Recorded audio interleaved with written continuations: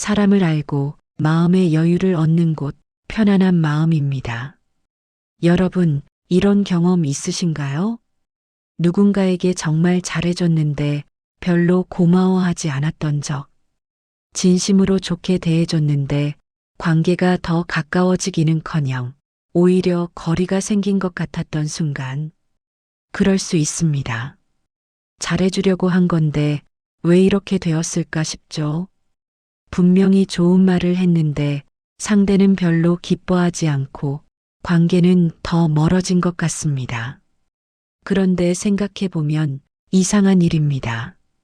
어떤 사람들은 딱히 살갑게 대하지도 않는데 이상하게 그 사람 주변에는 늘 사람들이 편하게 모입니다. 왜 그럴까요? 사실 사람 마음은 좋은 말로 움직이지 않습니다. 칭찬보다 먼저 반응하는 지점이 있고 공감보다 먼저 열리는 순간이 있습니다. 우리는 그걸 대화 중에는 잘 느끼지 못하고 관계가 멀어진 뒤에야 돌아보게 됩니다. 오늘은 사람 마음이 실제로 움직이는 지점, 말보다 훨씬 더 강력하게 마음을 움직이는 결정적인 신호가 무엇인지 하나씩 짚어보겠습니다. 이 이야기가 마음에 닿으신다면 구독과 좋아요를 함께 해주세요. 여러분의 마음에 여유를 줄 수 있는 이야기로 보답하겠습니다. 그럼 지금부터 시작하겠습니다. 병원 대기실에서 옆자리에 앉은 분이 먼저 말을 겁니다. 따님이 참 효녀시네요. 병원까지 같이 오고 말이에요. 그 말을 들은 보호자는 고맙다고 웃기는 합니다. 그런데 웃음이 길지 않습니다. 눈이 잠깐 흔들리고 시선이 아래로 떨어집니다. 칭찬을 들었지만 마음이 열리는 느낌은 아닙니다. 오히려 대화를 서둘러 정리하려는 기색이 보입니다. 가족 모임에서도 비슷합니다. 형님은 정말 성격이 좋으세요. 누나는 늘 희생만 하시네요. 분명 좋은 말인데 상대의 얼굴은 잠깐 굳습니다. 고맙다는 말은 하지만 표정이 가볍지 않습니다. 이런 경험 한 번쯤은 해보셨을 겁니다. 좋은 말을 건넸는데 친절하게 대했는데 분위기가 더 부드러워지지 않고 오히려 미묘하게 어색해지는 순간 말입니다. 심리학에서는 이를 평가 인식 반응으로 설명합니다. 사람은 칭찬하고 잘해주면 무의식적으로 이것부터 판단합니다. 이 말이 진짜인가? 나를 평가하는 위치에서 하는 말인가? 미국 스탠퍼드 대학의 사회심리 연구에서는 칭찬을 들은 직후 사람들의 시선 이동을 관찰했습니다. 진심으로 받아들인 경우에는 시선 회피 비율이 약 20% 이하로 유지됐습니다. 반대로 부담이나 의심을 느낀 경우에는 시선 회피가 60% 이상으로 증가했습니다. 표정도 다릅니다. 편안한 칭찬을 받은 경우 눈 주변 근육이 자연스럽게 풀어집니다. 하지만 평가로 느껴질 때는 입꼬리는 올라가도 눈과 근육은 거의 움직이지 않습니다. 칭찬이 기쁘지 않아서가 아닙니다. 칭찬이 안전한 신호인지 아닌지를 먼저 가려내는 반응입니다. 중요한 건 그 사람이 예민해서가 아닙니다. 칭찬을 받아들이는 방식이 관계에서 학습된 반응 패턴이라는 점입니다. 사람은 좋은 말을 들으면 마음이 움직일 것 같지만 실제로는 이 말 뒤에 뭔가 기대가 따라오는지를 훨씬 먼저 감지합니다. 이런 반응은 칭찬을 경계 신호로 처리하고 있다는 뜻입니다. 겉으로는 멀쩡하게 웃고 대답하지만 마음속에서는 이미 한 발짝 물러나 있습니다. 특히 나이가 들수록 이런 반응은 더 뚜렷해집니다. 살아오면서 칭찬 뒤에 부탁이 따라오거나 칭찬이 나중에 비교의 도구가 되거나 좋게 말한 것이 사실은 비난을 감춘 말이었던 경험들이 쌓이게 됩니다. 그래서 사람들은 칭찬을 순수하게 받아들이지 못하게 됩니다. 그래서 기쁨보다는 부담이 먼저 옵니다. 독일 철학자 쇼펜하우어는 이렇게 말했습니다. 사람은 호의보다 의도를 먼저 느낀다. 이 말은 사람이 나쁜 마음을 가졌다는 뜻이 아닙니다. 살아오면서 상처를 피하는 방법을 먼저 익혔다는 뜻입니다. 좋은 말이 기쁘지 않은 게 아니라 그 말이 자신을 안전하게 두는 말인지부터 확인하고 있는 겁니다. 칭찬이든 친절이든 잘해주는 행동 모두 일단 의심부터 하게 됩니다. 이건 경계심이보다는 자기 보호입니다. 그래서 잘해줬는데 관계가 안 깊어진다고 속상해할 필요는 없습니다. 칭찬이나 친절 같은 좋은 말은 사람 마음을 움직이는 것처럼 보이지만 실제로는 먼저 경계심을 불러일으킵니다. 그건 내가 부족해서가 아니라 좋은 말만으로는 사람 마음이 쉽게 움직이지 않기 때문입니다. 그럼 사람 마음은 진짜로 무엇에 움직일까요? 칭찬이나 친절보다 더 강력한 것들이 있습니다. 그 강력한 방법들 지금부터 알려드립니다. 동네 카페에서 한 분이 조용히 말을 꺼냅니다. 요즘 잠을 잘 못 자겠어요. 옆에 있던 분이 바로 반응합니다. 그럴 수 있죠. 나도 그럴 때 있었어요. 나도 요즘 다 힘들잖아요. 공감하는 말처럼 들립니다. 상대도 고개를 끄덕입니다. 그런데 대화는 거기서 더 깊어지지 않습니다. 몇 마디 더 오가다가 금방 다른 주제로 넘어갑니다. 힘들다고 말한 사람의 표정은 조금 더 굳어 있습니다. 집에서도 비슷합니다. 오늘 하루가 좀 버겁네. 바로 이런 말이 돌아옵니다. 그래도 그 정도면 괜찮은 거지. 다들 그렇게 살아. 상대는 이해해주는 말을 했다고 생각하지만 말을 꺼낸 쪽은 왠지 혼자 남겨진 느낌이 듭니다. 공감하는 것 같지만 마음이 움직이지 않은 순간입니다. 심리학에서는 일반화된 공감 반응으로 설명합니다. 사람은 상대의 감정을 들을 때 두 가지 방식으로 반응합니다. 다른 하나는 그 감정을 일반적인 것으로 축소하는 것입니다. 미국 심리학회의 감정 반응 연구에 따르면 다들 그래. 그 정도면 괜찮아. 같은 일반화 표현을 들은 경우 70% 이상의 사람들이 자신의 감정이 무시당했다고 느꼈습니다. 반대로 힘드셨겠어요. 버거우셨겠네요. 같이 감정을 그대로 인정하는 말을 들었을 때는 자신이 이해받았다는 느낌이 3배 이상 높았습니다.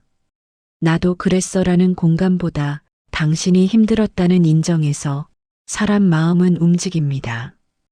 비교나 일반화가 아니라 그 사람의 감정을 그대로 두는 것, 그게 진짜 공감입니다. 중요한 건 공감을 안 해서가 아닙니다. 공감은 했는데 방식이 틀렸다는 점입니다. 다들 그렇게 살아. 그 정도면 괜찮아. 이런 말들은 표면적으로는 위로처럼 들리지만 실제로는 상대의 감정을 일반적인 것으로 축소합니다. 당신의 힘듦이 특별한 게 아니라는 뜻이 담겨 있습니다. 그럼 말을 꺼낸 사람은 이렇게 느낍니다. 내 힘듦은 별거 아니구나. 나만 유난 떠는 건가. 공감받으려 했는데 오히려 혼자가 된 기분입니다. 특히 나이가 들면 이런 일반화된 공감을 더 많이 듣게 됩니다. 나이 들면 다 그렇지. 우리 때는 더 했어. 이런 말들은 공감하려는 의도로 나오지만 듣는 사람 입장에서는 자기 감정이 무시당하는 느낌을 받습니다. 내 힘듦은 다른 사람의 힘듦과 비교될 일이 아닌데 자꾸 다들 그래라는 말로 일반화되면서 마음이 다칩니다. 심리학자 칼 로저스는 이렇게 말했습니다. 진짜 듣는다는 건 상대의 말을 내 경험과 비교하지 않는 것이다. 진짜 공감은 비교하지 않고 그 사람의 감정을 그대로 듣는 것입니다. 힘드셨겠어요. 버거우셨겠네요. 이렇게 짧게 그대로 인정해 주는 것만으로도 사람 마음은 움직입니다. 억지로 위로하려 하지 않아도 됩니다. 해결책을 주려 하지 않아도 됩니다. 그냥 그 사람의 감정을 그대로 두는 것, 그게 진짜 공감입니다. 그렇게 해도 마음을 열지 않는 사람이라면 더 이상 애쓰지 않아도 됩니다. 조금 거리를 두어도 괜찮습니다. 사람 마음을 움직이는 건 공감의 말만이 아닙니다. 말보다 더 강력한 것이 있습니다. 오래 알고 지낸 지인이 있습니다. 그 사람은 대화할 때 부드러운 편입니다. 기분 좋을 때는 한없이 다정합니다. 그런데 어느 날은 다릅니다. 같은 말을 했는데 반응이 차갑습니다. 어제는 괜찮다던 이야기를 오늘은 불편해합니다. 이런 일이 몇 번 반복되면 자연스럽게 마음이 조심스러워집니다. 말을 고르게 되고 표정을 살피게 됩니다. 반대로 말수가 많지 않아도 늘 비슷한 반응을 보이는 사람이 있습니다. 좋을 때도 피곤할 때도 톤과 태도가 크게 달라지지 않습니다. 그 사람 앞에서는 설명을 덜 하게 됩니다. 눈치를 보지 않아도 되고 이상하게 마음이 먼저 풀립니다. 심리학에서는 예측 가능성 안정 효과라고 설명합니다. 사람은 호감보다 반응의 일관성에서 더 큰 안정감을 느낍니다. 미국 예일대학교의 관계 안정성 연구에 따르면 상대의 반응 패턴이 일정한 경우 심리적 신뢰 형성 속도가 불규칙한 경우보다 약 2.5배 빠르게 나타났습니다. 특히 중요한 건 선택의 순간입니다. 의견이 갈릴 때, 문제가 생겼을 때, 책임이 필요한 상황에서 반응이 매번 달라지는 사람은 무의식적으로 위험 신호로 인식됩니다. 말을 잘해서가 아니라 예측이 되지 않기 때문에 마음이 다치는 겁니다. 사람 마음이 움직이는 지점은 감동이 아닙니다. 안심입니다. 이건 관계에서 반복된 선택이 만든 패턴의 문제입니다. 그 사람을 믿을 수 없어서가 아니라 예측할 수 없기 때문입니다. 일화 속 지인도 마찬가지였습니다. 분명 좋은 사람입니다. 하지만 어제와 오늘이 다릅니다. 같은 이야기에 다른 반응이 나옵니다. 그러면 상대는 자기도 모르게 마음을 닫게 됩니다. 오늘은 어떨까? 이 말해도 될까? 이렇게 매번 살피게 되면 아무리 좋은 사람이어도 편하게 다가가기 어렵습니다. 반대로 말수가 적어도 반응이 일정한 사람은 안심이 됩니다. 이 사람은 내일도 오늘처럼 반응하겠구나. 이 확신이 마음을 여는 겁니다. 특별히 잘해줘서가 아니라 예측이 가능해서입니다. 그리스 철학자 플라톤은 이렇게 말했습니다. 신뢰는 감정이 아니라 반복된 선택의 결과다. 이 말은 특별한 행동을 하라는 뜻이 아닙니다. 작은 순간마다 같은 기준으로 움직일 수 있는가를 스스로에게 묻는 말입니다. 사람 마음은 그 반복을 보고 움직입니다. 한 번의 감동보다 10번의 일관성이 훨씬 더 강력합니다. 반응을 가늠할 수 없는 관계에서 한 발 물러나는 건 도망이 아닙니다. 내 마음을 지키는 아주 현실적인 선택입니다. 예측할 수 없는 사람 곁에서 계속 긴장하고 있을 필요는 없습니다. 모임에서 한 분이 조심스럽게 말을 꺼냅니다. 요즘 몸도 마음도 좀 지쳐요. 그러자 곧바로 이런 말이 나옵니다. 생각을 긍정적으로 해야 해. 내가 너무 예민해서 그래. 운동을 해봐. 말을 꺼낸 사람은 고개를 끄덕이기는 합니다. 그런데 손이 먼저 내려오고 표정이 굳습니다. 반대로 아무 말도 하지 않는 사람이 있습니다. 고개만 천천히 끄덕입니다. 눈을 피하지 않고 손을 가만히 모아둡니다. 그 침묵 속에서 말한 사람은 조금 더 이야기를 이어갑니다. 마음이 조금씩 따뜻해집니다. 이 차이가 관계를 갈라놓습니다.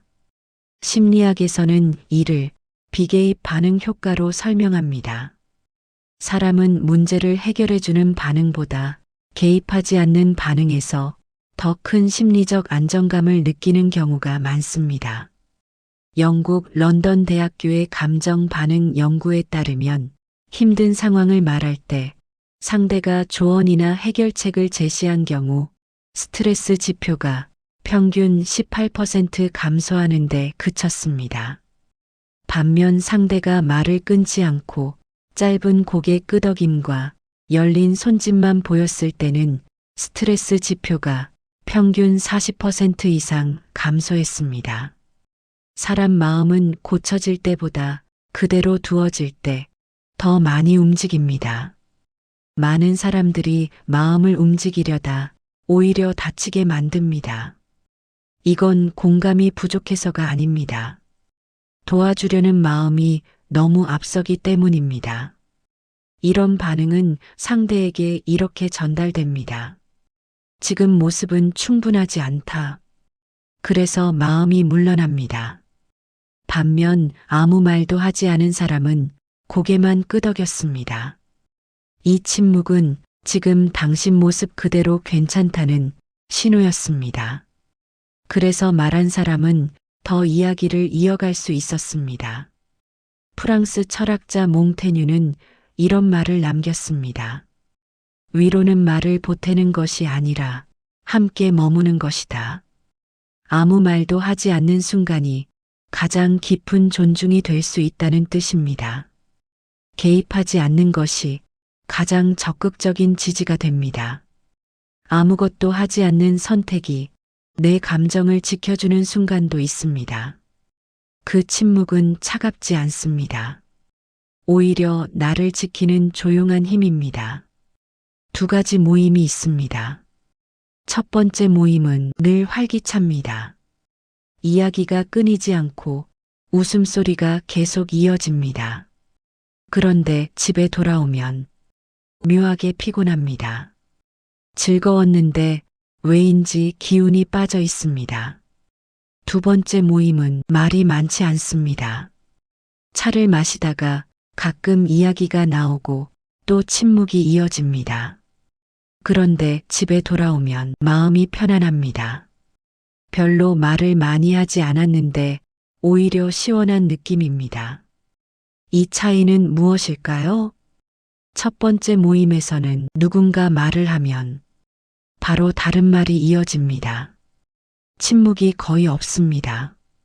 두 번째 모임에서는 누군가 말을 하고 나면 잠깐 침묵이 흐릅니다. 그 침묵 속에서 각자 생각할 시간이 있습니다. 첫 번째는 침묵을 채워야 하는 자리였고 두 번째는 침묵이 허락되는 자리였습니다. 이 차이가 마음이 열리고 닫히는 걸 결정합니다. 네덜란드 암스테르담 대학교의 대화 공간 연구에 따르면 대화 중 침묵의 빈도와 길이가 관계 만족도와 직접적인 상관관계가 있었습니다. 평균 3초 이상의 침묵이 시간당 8회 이상 발생하는 관계에서 심리적 편안함 지수가 평균 73%로 높게 나타났습니다. 반대로 침묵이 거의 없고 말이 끊임없이 이어지는 관계에서는 심리적 편안함이 38%에 불과했고 대신 피로도가 2배 이상 높았습니다. 흥미로운 건 공간 사용 패턴입니다. 편안한 관계에서는 사람들이 자연스럽게 약간의 거리를 두고 앉았습니다. 서로의 시선이 항상 마주치지 않아도 되는 거리. 반면 불편한 관계에서는 사람들이 더 가까이 앉았지만 몸은 자주 움직이고 시선은 자주 피했습니다. 진짜 편안함은 가까운 거리가 아니라 적절한 거리에서 나옵니다. 사람들은 보통 말이 많고 활기찬 관계가 좋은 관계라고 생각합니다. 침묵은 어색하고 말이 끊기면 무언가 문제가 있다고 느낍니다. 하지만 실제로 마음이 여는 건 그 반대입니다. 침묵이 편한 관계입니다. 일화 속 첫 번째 모임은 분명 즐거웠습니다. 웃음도 많고 이야기도 끊이지 않았습니다. 하지만 집에 돌아오면 피곤했습니다. 말이 끊기면 누군가 바로 다른 말을 해야 했습니다. 그래서 모두가 항상 다음 말을 준비하고 있었습니다. 편안한 척했지만 실제로는 긴장하고 있었던 겁니다. 두 번째 모임은 말이 많지 않았습니다. 하지만 침묵이 어색하지 않았습니다. 누군가 말을 하고 나면 잠깐 침묵이 흘렀습니다. 그 침묵 속에서 각자 생각할 시 있었습니다. 말을 준비할 필요가 없었습니다. 그냥 있어도 되는 자리였습니다. 그래서 집에 돌아와도 마음이 편했던 겁니다. 사람 마음이 여는 건 말이 많은 자리가 아니라 침묵이 편한 자리입니다. 함께 있어도 말하지 않아도 되는 관계. 그게 진짜 편안한 관계입니다. 독일 철학자 마르틴 부버는 이렇게 말했습니다. 진정한 만남은 말이 아니라 침묵 속에서 일어난다. 말은 사람을 연결하지만 침묵은 사람을 이해하게 만든다. 말이 많은 관계는 연결되어 있는 것 같지만 침묵이 편한 관계만큼 깊지 않습니다. 침묵을 견딜 수 있는 관계가 진짜 편안한 관계입니다. 설명하지 않아도 되는 그 여유, 그게 진짜 마음이 열리는 순간입니다. 그래서 어떤 관계에서는 함께 있어도 피곤합니다. 그건 그 관계가 나빠서가 아닙니다. 그 자리에서는 항상 말을 해야 하고 반응을 보여야 하고 침묵을 채워야 했기 때문입니다. 그런 자리에서 억지로 활기차게 굴지 않아도 됩니다. 말을 많이 하지 않아도 괜찮습니다. 침묵이 불편한 관계는 진짜 편한 관계가 아닙니다. 침묵이 편한 사람을 찾으세요. 말하지 않아도 함께 있는 것만으로 편안한 사람, 그런 사람 앞에서만 마음이 진짜로 열립니다. 그 관계를 소중히 하세요. 동네 모임에 새로 나온 분이 있습니다. 처음 만난 날 한 분이 적극적으로 다가갑니다. 어디 사세요? 자녀분들은 뭐 하세요? 우리 자주 만나요. 말도 많이 걸고 연락처도 바로 주고 다음 약속까지 잡습니다. 열심히 친해지려 합니다. 그런데 신기하게 그 다음부터는 새로운 분이 잘 안 나옵니다. 핑계를 대고 연락도 뜸해지고 자연스럽게 멀어집니다. 반대로 다른 분은 천천히 다가갑니다. 첫날은 그냥 가볍게 인사만 하고 두 번째 만났을 때 짧게 이야기를 나눕니다.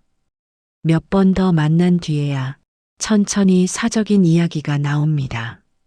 시간이 좀 걸렸지만 이 관계는 계속 이어집니다. 억지로 빨리 친해지려 하지 않았기 때문입니다. 사람 마음은 서두를수록 멀어지고 천천히 갈수록 가까워집니다. 심리학에서는 이를 관계 형성 속도와 지속성의 역관계로 설명합니다. 미국 노스웨스턴 대학의 관계 발달 연구에 따르면 처음 3개월 안에 급격히 친밀해진 관계는 6개월 이내 소원해질 확률이 약 65%에 달했습니다.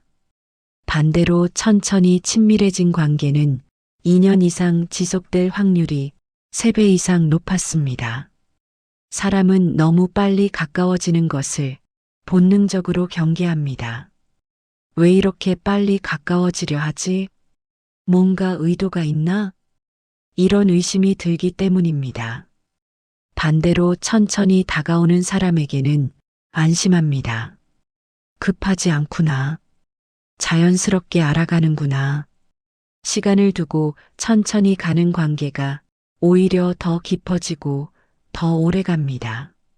중요한 건 관계도 읽는 시간이 필요하다는 점입니다. 우리는 사람 마음이 움직이는 방법을 살펴봤습니다. 칭찬보다는 안심, 빠른 공감보다는 감정 인정, 예측 가능함, 침묵의 힘.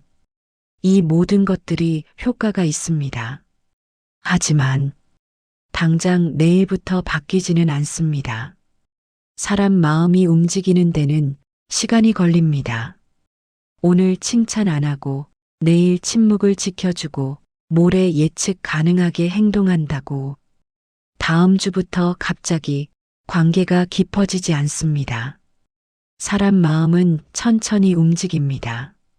씨앗을 심고 물을 주고 햇빛을 쬐어도 싹이 나오기까지는 시간이 걸리는 것처럼 관계도 조금씩 쌓이고 천천히 익어갑니다.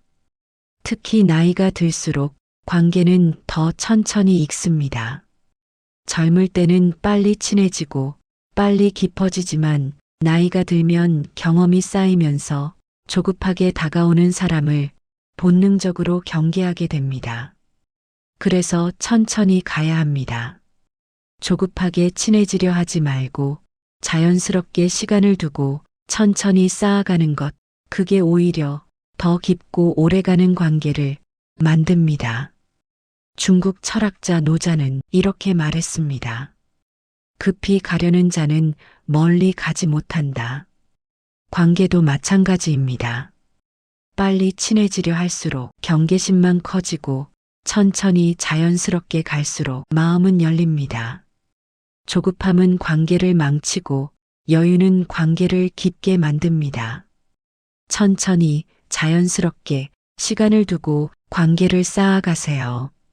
그게 진짜 깊고 오래가는 관계를 만드는 방법입니다. 사람 마음은 칭찬보다 안심에 움직이고 그 안심은 시간이 만들어줍니다. 조급하지 않게 천천히 가도 괜찮습니다. 사람을 알고 마음의 여유를 얻는 곳, 편안한 마음이었습니다. 구독과 좋아요 눌러주시면 관계가 더 편해지는 이야기로 계속 찾아가겠습니다. 여러분, 편안한 하루 보내세요.